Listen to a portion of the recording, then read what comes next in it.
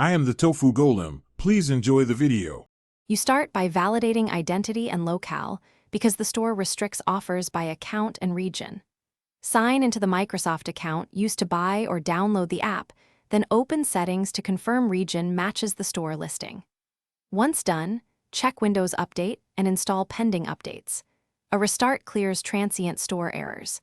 You're doing this to eliminate common permission and regional mismatches before deeper fixes, so don't skip the restart. It often resolves token or cache inconsistencies. Now you clear cache data and refresh the store app state because stale tokens or corrupted cache cause the product unavailable message. Run WS Reset. EXE. It silently clears the cache and reopens the store.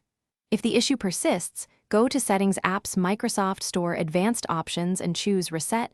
This reinstalls the app without deleting purchases. Once reset, sign back into the store. This forces a fresh catalog sync, so availability reflects your account and region correctly.